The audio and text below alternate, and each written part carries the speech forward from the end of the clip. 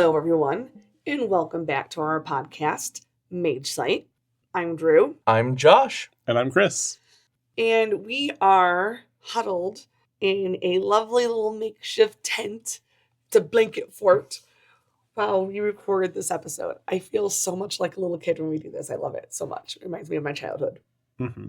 Yeah, it's funny that our daughter Winifred, that we're the ones with the fort, not her. Oh, yes, but one of the blankets that we're using is the blanket that she uses for her fort every night. So, Yeah. It's, not like she doesn't get blanket forts. She totally gets blanket forts every night. We just got this one right now. Yes, precisely. So, this week's episode is about the Abyss. Chris, would you like to take us through and tell us a little bit more about it? The lie is not a passive prison deployed once and forgotten. It is actively perpetuated by the Abyss in a manner unknown to any mage, possibly even the Exarchs themselves.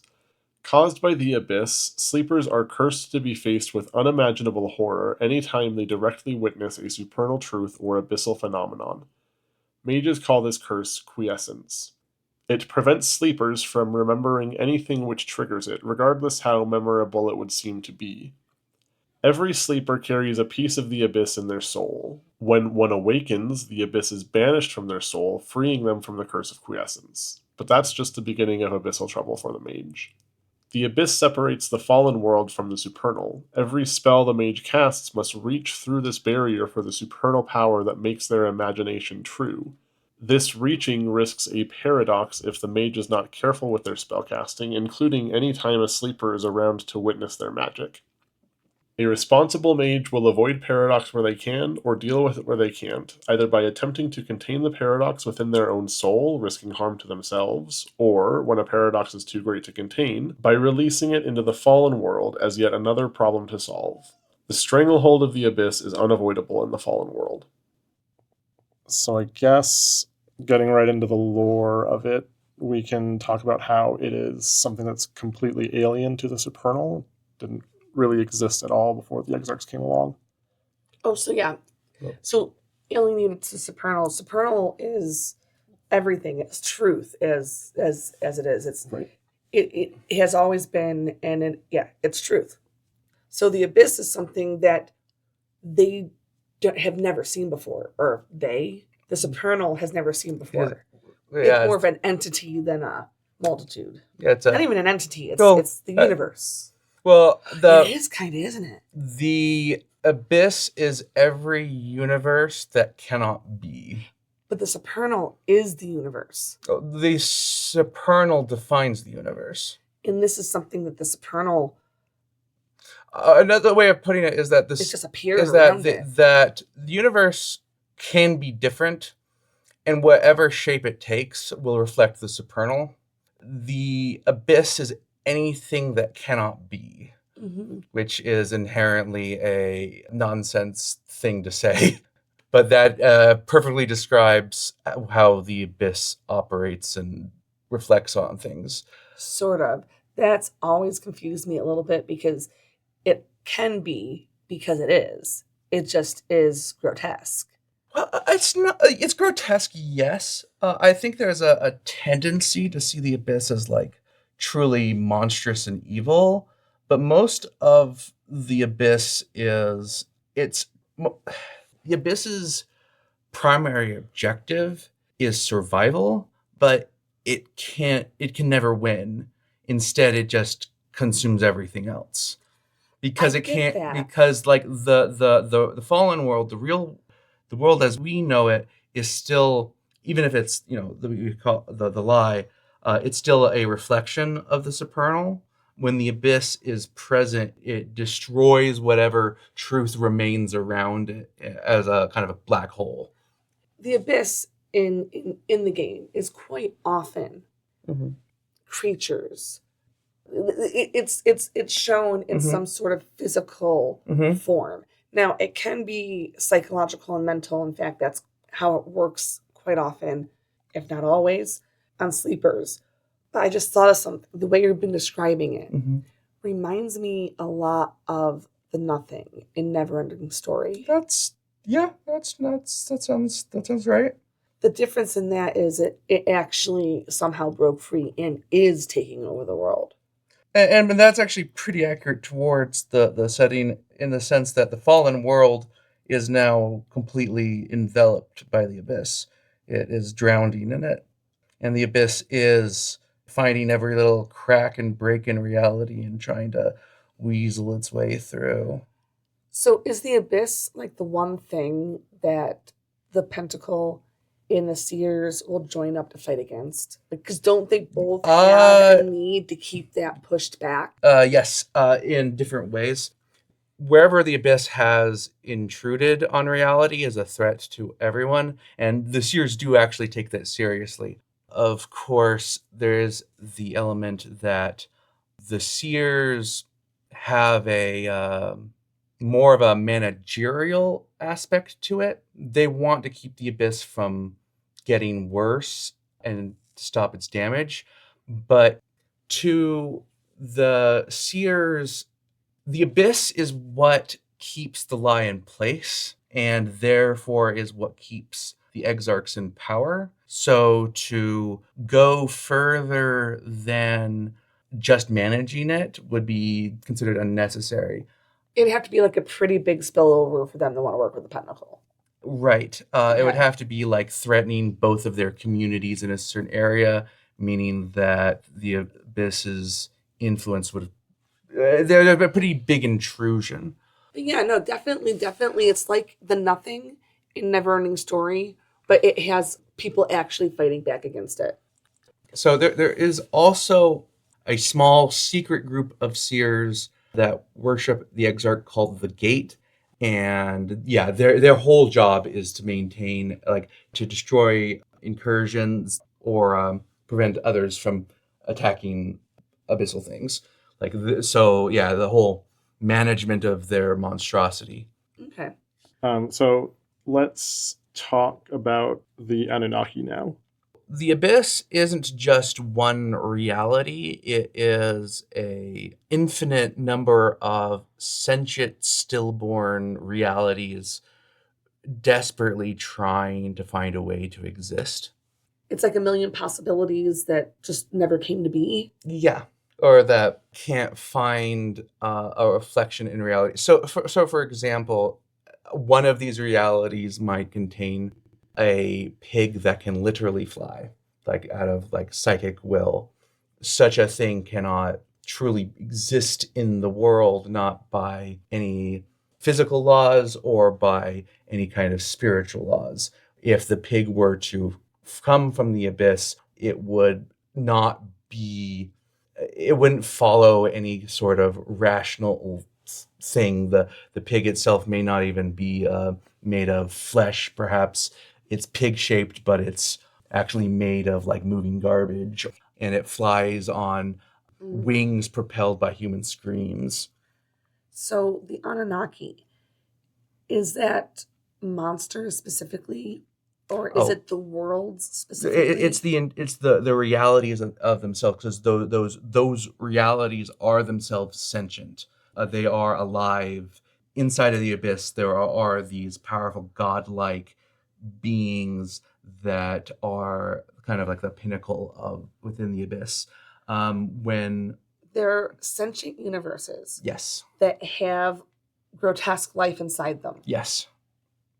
I'm trying to find a visual that I can compare it to.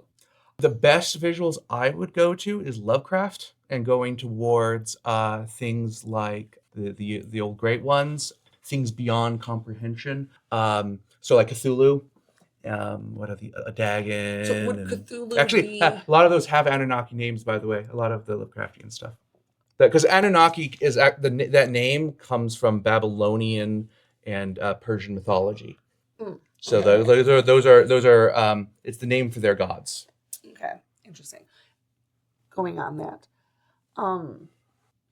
Lovecraft, Cthulhu. Mm-hmm. Would Cthulhu be the sentient being, or would it be the universe? Some of those things are kind the universe is the sentient being, right? Well, but the universe is a sentient being it that has has stuff in it. sentient beings inside Okay. of it. So with trying to think. More along the lines of. So in Lovecraft, there's a being called Azathoth, the blind idiot god.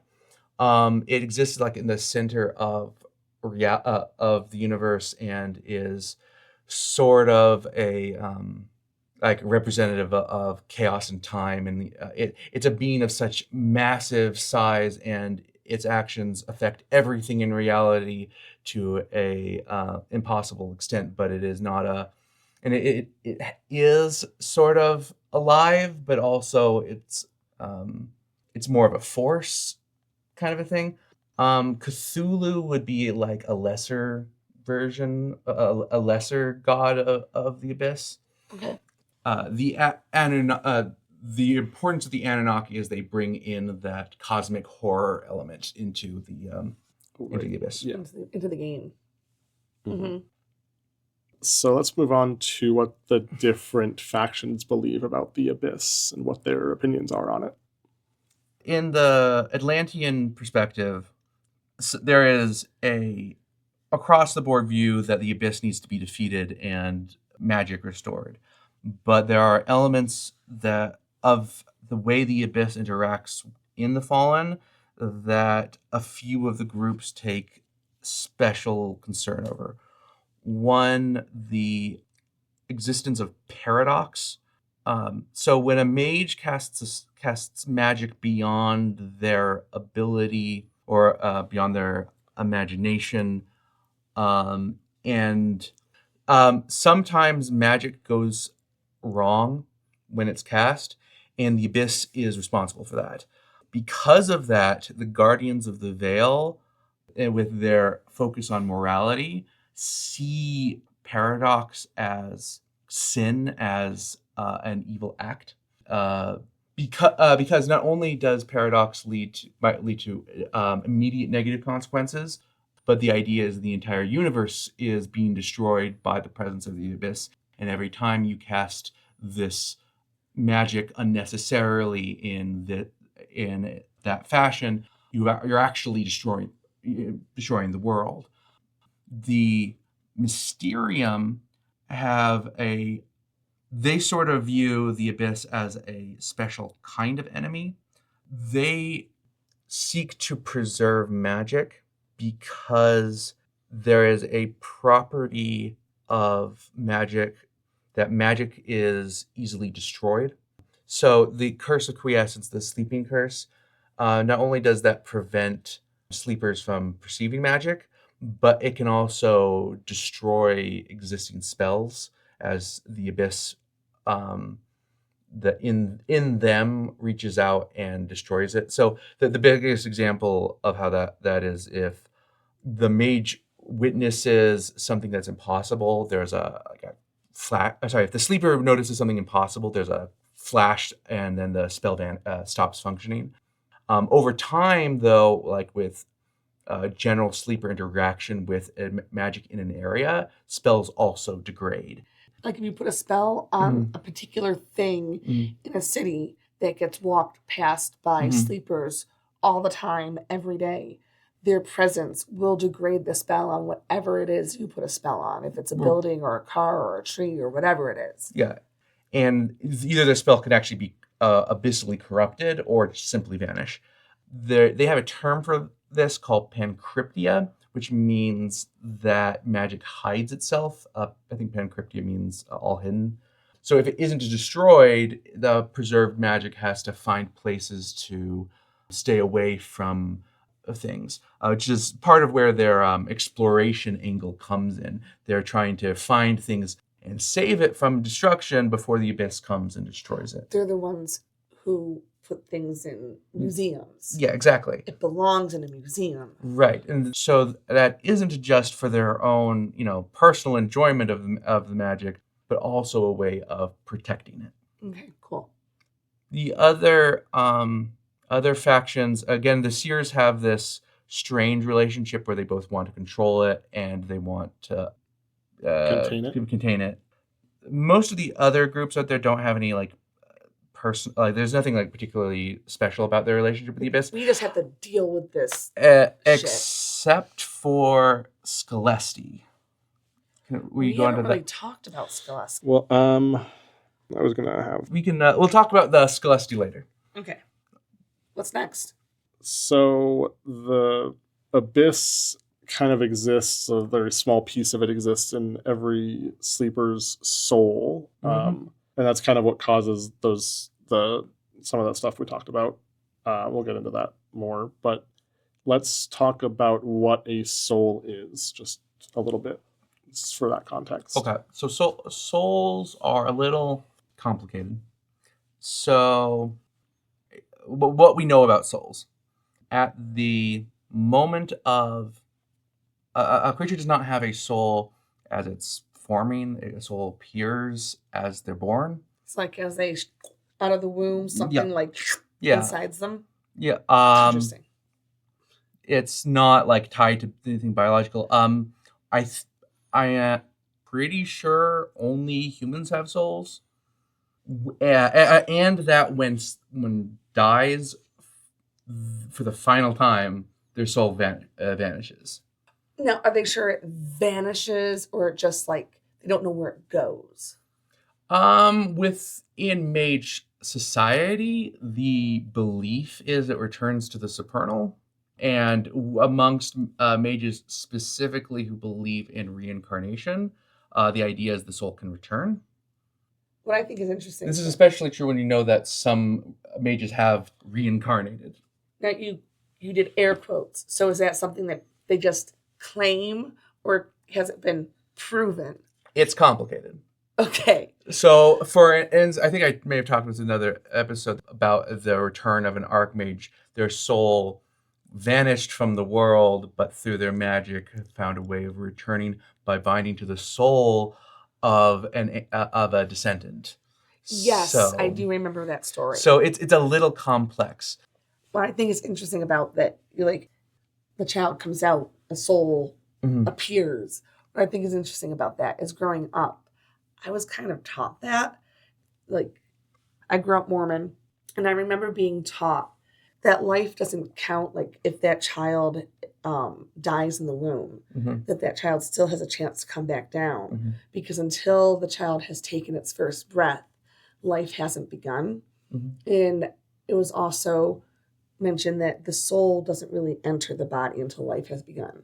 So until the baby has taken that first breath. And it's just interesting because it coincides with that. Although I do know, since moving to Utah, not everyone believes that same thing. Now, is the soul what allows you to do magic?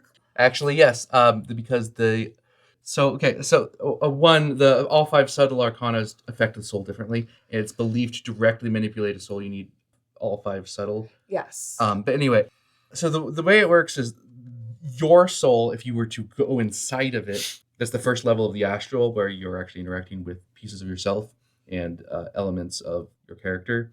As you continue into your soul, you enter into the soul of humanity, which is the second level of the astral. And then as you continue forward, you actually enter the soul of the universe. And that's the tier 3.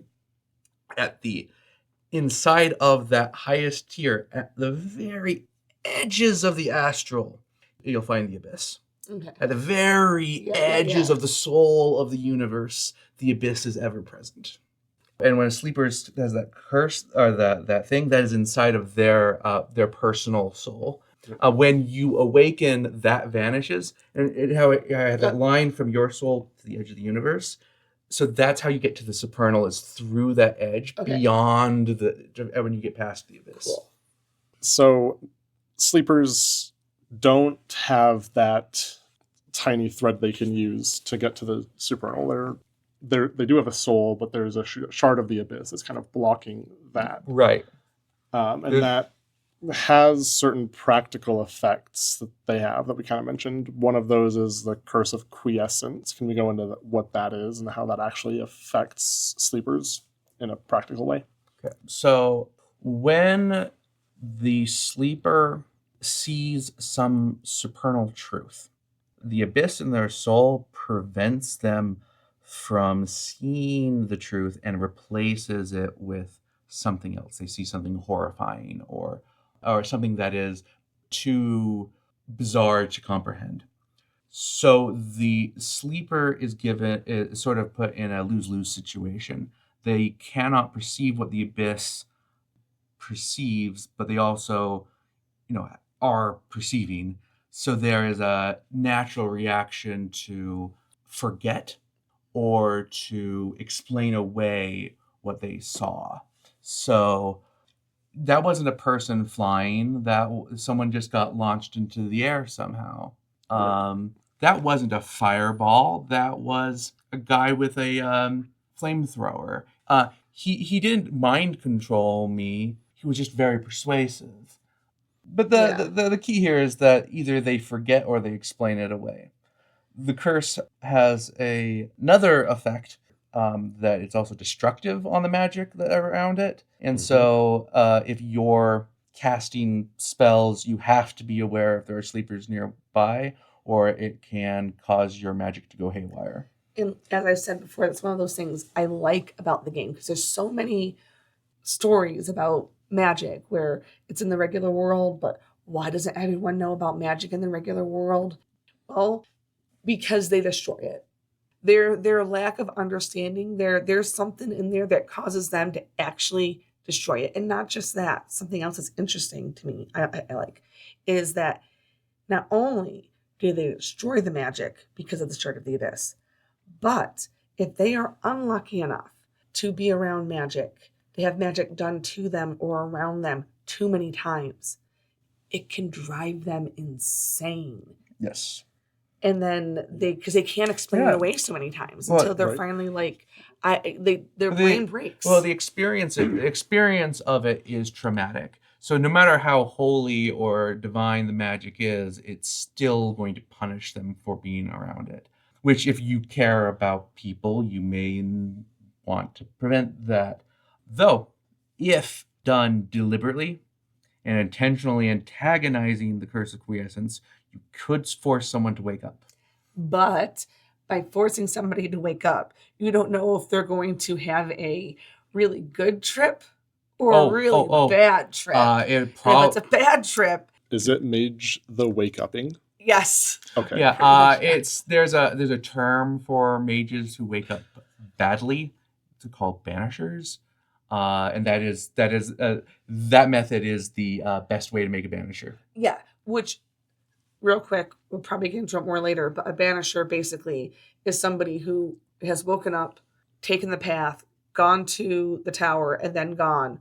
Fuck no. And after that, they actually have a visceral reaction to it. It hurts them. They still have the Shard of the Abyss inside of them. Okay. So they have the magic, but they don't have they're not free from... They have the magic, but they didn't take the shard out. So it hurts them to cast their own magic. They can't see their own spells without it causing severe pain. The other interesting thing about the Curse of Excrescence, or the Quiescence. The other interesting thing about the Curse of Quiescence is that if they've seen magic so many times, they might not go crazy. They might not get pushed to awaken, but they do start to believe and actually recognize the magic. And those are called sleepwalkers. Do they still have the shard in them? No, they don't have the shard. So do they take the path and then say no? Or how does the shard come out of them? The book mentions 2 ways of becoming a sleepwalker. One, they may have gone on the trial. They actually were waking up, but during their journey, they took a step back. They didn't sign their name onto the watchtower. So they failed a trial or some way they weren't able to claim their worthiness. So they leave the situation being able to see, but not with the powers that come with that. The other way, the one you're mentioning, is that sometimes they just become inured to it. And the problem with them is that they start to perceive magic as just a thing, a normal reaction, which actually makes it harder for them to readjust their view or readjust their soul in a manner that can connect with the Supernal again. But So they can see it, but they can't do it. Right. Now, sleepwalkers are fairly important to Mage Society because they become the they can be part of Mage Society while not being mages. Mm-hmm. So it's kind of a bridge between the two too. Yeah. Like between Mage Society and sleepers. I love visuals, so I'm going to throw out there, and we need to watch more of this. I'm sorry, I want to, and that is, you want to see what kind of like a sleeper world is like, or whatever. Supernatural, very sleeper-esque. Those men do not have any magic. Well, actually, I take that back. That's very World of Darkness. It is very World of Darkness. That's like a game of hunters. Yeah, I haven't watched all of it. I've only seen up to season 2, so I do know, like, I don't know if the brothers get magic. Maybe they do, but they don't have it right now. And then another show that I really like, I'm like, oh, look, it's a bunch of sleepers, is Gravity Falls. I love Gravity Falls. Yeah. Very, very sleeper world. And fairly World of Darkness. It's actually really to describe where the secondary characters, Gravity Falls, are sleepers, because they seem to just not like perceive how weird the world is, and only are the main characters actually are apparently aware of all the crazy stuff and freaking out about the crazy stuff going on. But yeah, that dichotomy of why aren't you doing anything about this weirdness? Yeah. So we mentioned paradox a couple of times, I think, before. Let's go more into that. Paradox is a consequence to casting spells. So the nature of paradox is that when a mage is casting a spell, they don't have a full understanding or a full connection to it. It's beyond them to properly cast. When that occurs, their desires for the completed spell sort of resolves that difference between what they can do and what they want to do, and it opens up a door for the abyss to fill in those gaps. I would say this may be simplifying it a little too much, but it's sort of like when there's something that you want to do and you're like, I know how to do it. And I've done similar things to this thing, so I'm going to give it a go. And you break your arm. The breaking of the arm is the paradox. It's the consequence to doing the thing that you weren't actually prepared to do. Right. It's definitely a difficulty.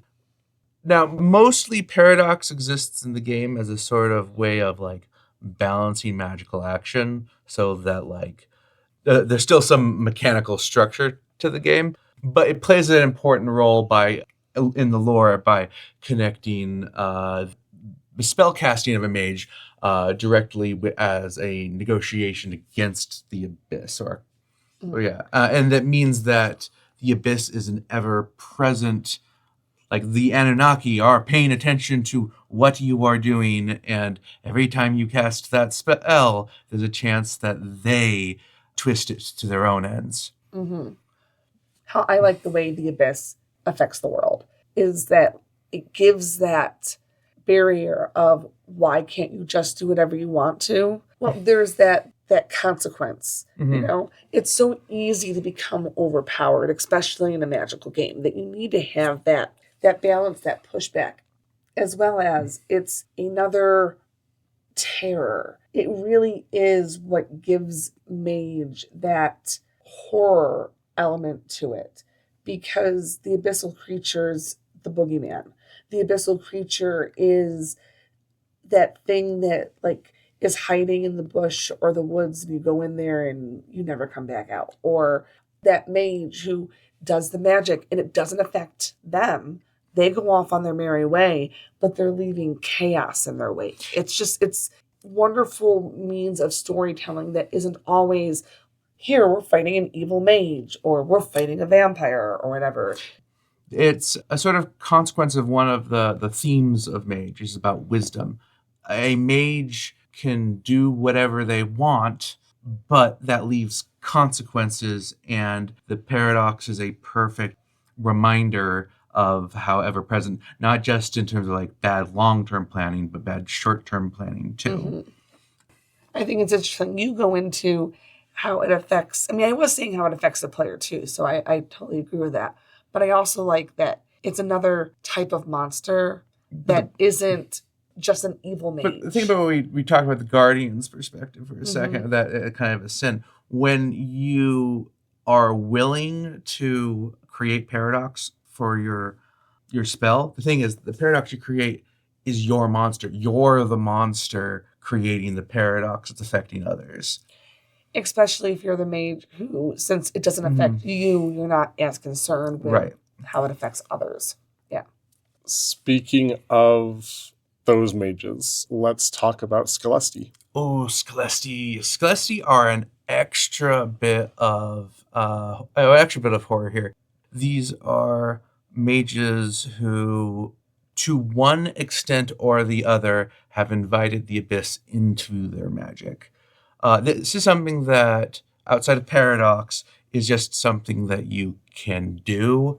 Intentionally invoking paradox for power, and you can just do that. Wouldn't it make you go mad to bring the abyss into you and use that in your magic? It will have consequences towards the morality mechanic of wisdom. So yeah, you would be going towards madness, becoming a enraptured mage.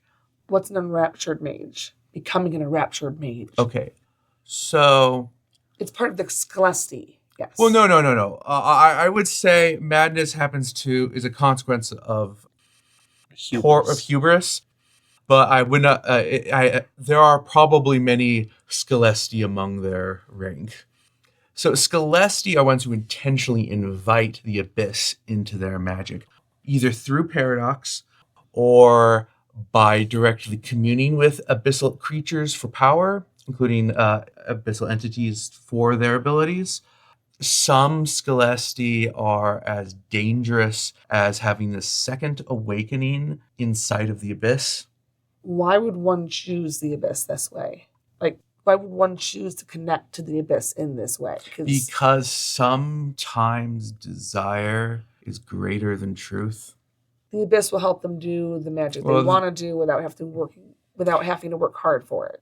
Without them having to accept the paradox that there's a consequence. They get the thing they want, but the rest of the world suffers because it's only true from their perspective. But the truth is the truth is the truth is the truth. The supernal is never going to be that. So in some ways, it's a shortcut / safety net because it allows them to achieve what they want without actually having to learn how. And the abyss protects them from the paradox. So an analogy you're saying that's kind of tripping me up. It's like they just don't care about the paradox. Well, I figure they wouldn't want it to, they wouldn't do something that negatively affects them. They frequently hurt themselves. Okay. The description of the sensation of it is both pain and pleasure. So what's the benefit?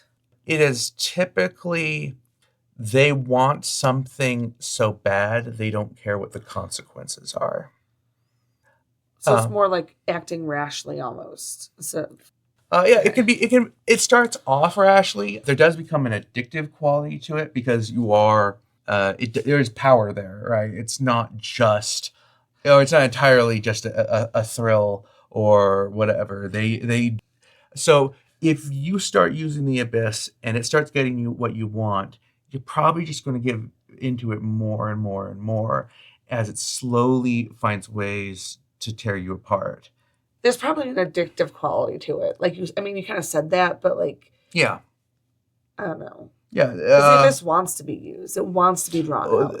The abyss's goal is to simply exist, and if you constantly bring yourself into it, you're helping it into the world. You're helping it be alive. It still baffles me why a mage would actually choose to use the abyss if it hurts them. Because does using the abyss protect them from the consequences of paradox? Yes, in fact, they can control it to some extent.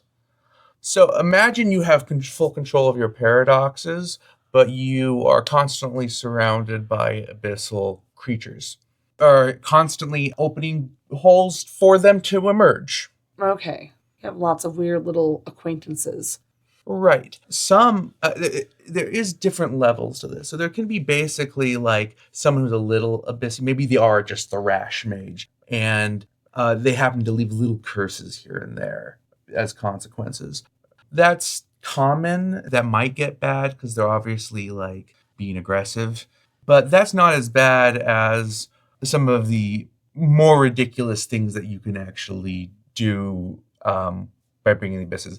When you're dealing with abyssal stuff, it tends to make the mage more powerful. Like that's a really good path towards gaining a lot of powerful magic. Power. Yeah, okay, Yeah, power. there's a lot of power. And that's generally where the blinder is, right? They want all the power they need to do a thing, but to gain that power, they are paying a lot more than what it's worth. It's the most extreme of a Scelesti mage is called a Clefoth, and it's where the mage's soul becomes a portal to the abyss. When normally mages travel in their dreams to the astral, if you were to travel with him, you would travel into the abyss. Okay. These are both the craziest and the most powerful mages around. Cool. Okay. Power. It is a very, very, very seductive. Oh, the Clefoth is a dead state. Like, that person is basically non-existent. Yeah. So you guys mentioned the abyssal entities that can come into the world. What are those? We call these intruders, as they're intruding into our reality from non-reality. Mm-hmm. They don't belong here. Well, that's true. They can only emerge in extreme occult circumstances and in places where where there are tears in reality. There are two kinds of intruders. One we call Achamoths, and the other we call Golmoths. Achamoths can only be found in the astral, and they're like infections in the soul. It could exist unseen. The other Golmoths are ones that emerge as physical or spiritual forces in the world. They are most likely to emerge in terrors in the more some of the more spiritual realities of Mage, in the underworld or in the shadow. But aren't there some that like are actual entities that come out and like attack people? No, but that's the thing. They enter the world through the shadow or the underworld, and then they find their way into the physical world. Okay. There are, mind you, they can't under specific circumstances they may emerge fully physically formed in the real world, but most of the time they wiggle their way in from the edges of the spiritual realities. And one of them does it through the astral realm, and one of them does it through the Geist realm. Well, so basically they can emerge from anywhere in the world, but where they come from matters. Achamoths are entirely astral. Golmoth is from any of the more physical realities. But either way, they both can come out when you've cast a spell improperly, reached too much, or whatever. That is and these things will sneak into our world and become the boogeyman, the Slender Man. Anyway. Trying to think of other examples, like, because I like visuals are so important to me with understanding and learning. Oh yeah, we were talking about it earlier. Gravity Falls. Wait. Spoilers if anyone has not seen Gravity Falls. Spoilers. But an entity from that show, I would say that show all leads into an abyssal entity who's trying to break in. My personal interpretation of Gravity Falls is that the whole area is an abyssal intrusion. You just don't have very many hostile abyssal entities until you get to Bill. And then you realize he's also the most powerful one, so it's all still a horror. Yeah. I'm trying to think of some others because I love visuals. Oh, this is once again, abyssal creatures that have seeped their way into the world. Lovecraftian. Lovecraft. Yes, Is also a absolutely beautiful. Lovecraft. I mean, I don't know if you'd call this exactly, but Lovecraft Country. Oh, that was a great show. That was a On great HBO. show, Oh, and yeah. it had a lot of magey and even abyssal type creatures in it. It has that very Yeah, that's right on the money. As a storyteller, the Abyss is where I can draw as much creativity and as much like horror moments as I possibly can, and a lot of them are just as scary to the mages as they are to everybody else. So maybe even more to the mages because they know where it comes from. well, there's a certain element that the Abyss feeds on their magic. So when you deal with Abyssal being, you're actually empowering them with your magic. So. Well,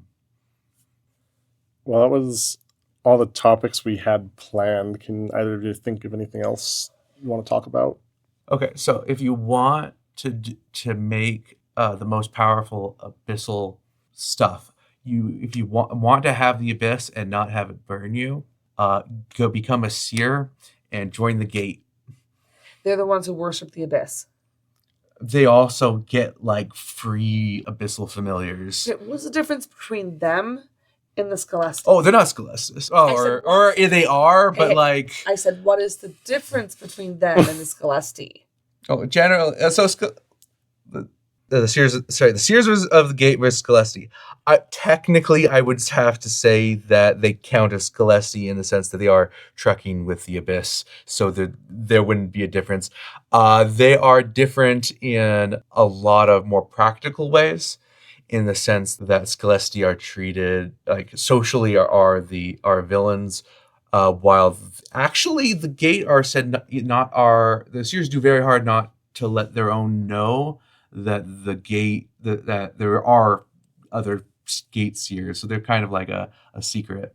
So they're basically the same, but one is ostracized and the other one is protected by family. What the average Seer is told about the Gate is do not listen to the Gate. You obey the commands of any other Exarch that talks to you. Do not obey the commands of the Gate. But if you obey the commands of the Gate, don't talk about it. Don't tell us that's what you're doing, and we won't ask questions. Well, they'll probably they're the ones who are going to show up to solve your abyssal entity problem. So they need them. Yes, they do, and they're kind of a specialized. Okay. Group, and that's they actually gain additional control over their paradox. So, I would say they're probably one of the most dangerous non-criminal groups in the setting. Although I don't know, I want to say, aren't all Seers criminals? No, you're the criminals. Seers are serving the actual owners of. Look, if they stole the world, they don't own it. Okay. You're only saying that because you were born in this prison. If anyone in jail right now is saying, hey, I don't think I should be here, I could just break out of it for despite my spiritual crimes. Are you saying I committed spiritual crimes before the fall, and that's why I'm in prison? There's an argument for that. A seer would make could make that argument. There would be someone who believes in reincarnation. Now again, the thing is, they would have to say the same of themselves, but they get extra privileges. Well, they've admitted to the shallowness, to the criminal nature of themselves, and are now serving the Exarchs. They're hoping to get time off, man. Yeah. Okay. That's why they snitch. That's why. Sure. And then in that context, the Seers of the Gate are actually just plumbers.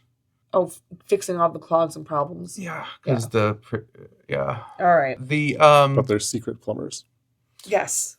Oh, because it's such a bad idea to listen to the Gate.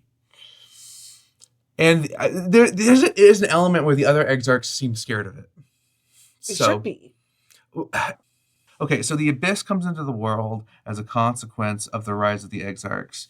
To me, is there some fragment of the Abyss that's like touching the Supernal in order to create the prison? Like, and how does the gate have these kinds of powers? Like because it's both like as equally supernal as it is abyssal in its nature, and that's fucking crazy. Like that's it's the only thing in like do you the think that series it's like touching that. the fallen world? Yes, yes. Then how would it not be touching the supernal if it is separating the fallen world from the supernal? Yeah, because that's the thing is it's the closest thing we can talk to just about the abyss. Now we're back to the place about talking how somehow the abyss is a physical separation when it clearly isn't and is at the same time, and just it's crazy. Magic. No, sure. The abyss is because there are some like interesting questions of like how in the world was the abyss even found? How was it even brought in? Like because these are like the Atlantean questions, right? Like how did the archmages of Atlantis even go? Hey, let's make reality and bring this thing in here to block the way. Like where did they even go? Oh, we're just gonna go to the opposite of reality to figure this out. That's one of those things that they purposely keep very vague, but it would be I would love to see people write their own interpretations of why the Exarchs did what they did. That is one thing that they purposely keep vague because they want it to be something that. Well, you know, and they're in the theory discussion, it's fully likely. I mean, it's just as rational to think that Atlantis is entirely metaphor. The Exarchs are just symbols, and not real. So you've beings. always been separated from the supernal. No. Reality. These symbols became sentient and that is decided to take over our world. That's totally how magic actually works. So that's not a no. The thing is that if my understanding of like mage history is right. Mm-hmm. So the thing is, the Exarchs, it's not that like mages didn't discover them by hearing their whispers. Magic is all about symbols and symbolism. When you have your mage site out, you see the symbolism around you that's actually calls to the supernal. You see how the supernal is talking to you. The thing is, some of those symbols, if you pay attention, if you follow them, lead to rewards. And those symbols are what we call the Exarchs. They're also given the name the Iron Seals. That's how the seers would talk about them. They're the Iron, which is also why I refer to the organization as the Iron Pyramid. So, like, after they started worshiping them, then they started talking. So there's an element where that's the conversation is it has its own magical nature to it. I think I hear a little one. So it is probably a good time for us to end here before she comes in again. Oh, that's what I was talking about. Like how like it's all a metaphor. Okay. I lost my train of thought. Wait, we gotta say goodbye. Oh, right. Thank you guys so much for listening. Please go follow our Instagram along with the Let's Play that's going to be coming very, very soon on Mondays. And we also have a Patreon, and we would love it if you went there and supported us so we can continue to do this on a more regular basis. And we'll be here next week. Bye. Bye. Bye.